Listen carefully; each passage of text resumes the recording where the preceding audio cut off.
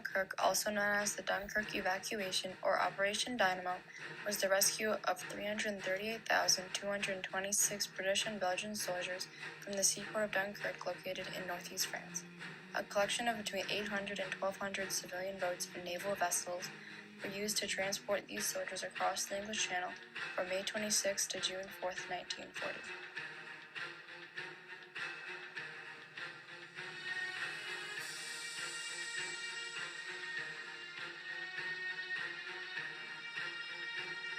Every day from May 26th to June 4th, men were evacuated from the beaches or they were evacuated from the harbor.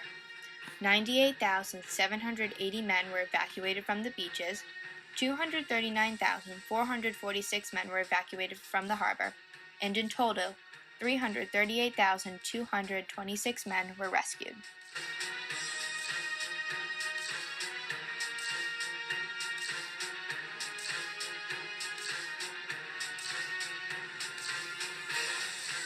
Following the Phoney War, the German army advanced westward, and the Battle of France began on May 10, 1940. The Supreme Allied Commander initiated Plan D, which involved entering Belgium to counter the Germans in the Netherlands. However, they had already crossed through most of the Netherlands before the French arrived. On May 14th, the German army advanced to the Ardennes and toward the Commune of Sedan, finally turning toward the English Channel. A series of Allied counterattacks were insufficient in stopping the Luftwaffe forces, and they trapped the French and British troops at Dunkirk before they could retreat to Britain.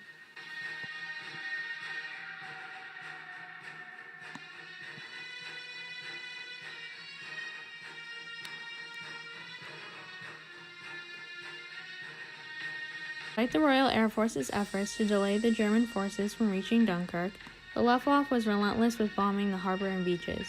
The Royal Navy vessels were no match for Dunkirk's shallow beaches, so the Allies put out a call for smaller ships and leisure boats to bring troops to the larger boats further out in the North Sea, some even being manned by their civilian captains.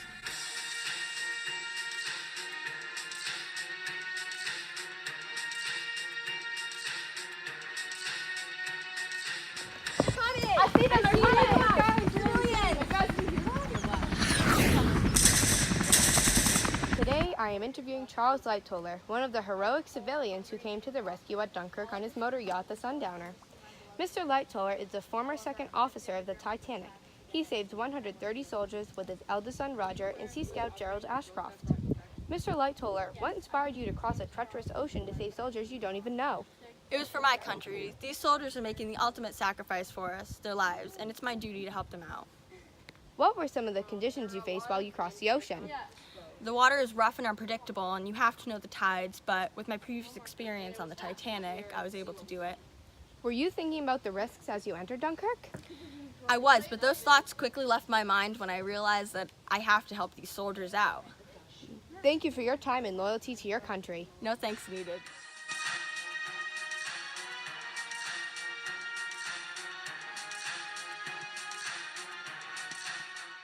I am now interviewing Samuel Wicker, one of the many brave soldiers who was rescued at Dunkirk today. Mr. Wicker, how did you feel when you saw the boats coming to save you and your fellow soldiers?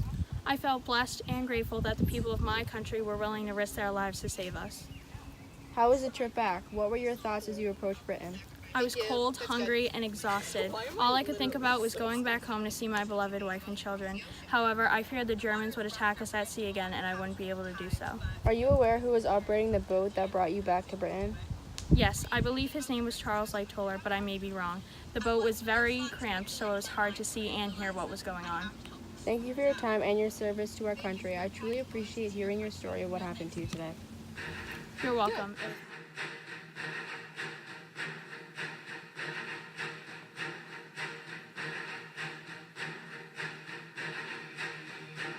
Some people would argue that the Battle of Dunkirk was the real turning point of World War II.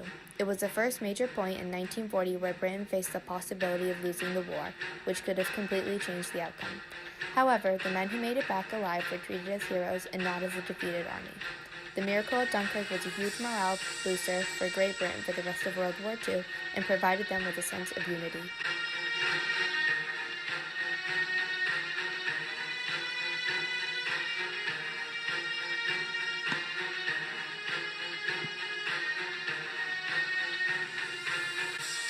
With the help of civilians, many lives were saved from May 26 to June 4, 1940 in the Dunkirk evacuation. By May 27, they had saved 5,930 men from the beaches and 19,543 men from the harbor. On May 28, 13,752 soldiers were rescued from the beaches, and 33,558 men were rescued from the harbor.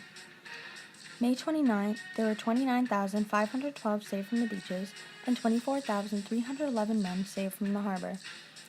On May 30th, 22,942 men were saved at the beach, and 45,072 were saved at the harbor. By the end of May, a total of 72,136 men had been evacuated from the beaches, and 122,484 had been evacuated from the harbor. On June 1st, 17,348 soldiers were rescued from the beach, and 47,081 were rescued from the harbor.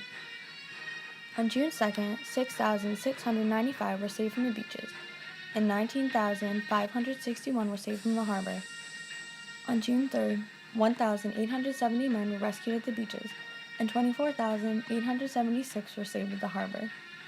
By the end of June 4th, 1940, a total of 98,780 soldiers had been evacuated from the beaches, and a total of 239,446 had been evacuated from the harbor. Between May 26 and June 4th, 338,226 men were rescued by the brave civilians who chose to help their troops get back home safely from Dunkirk.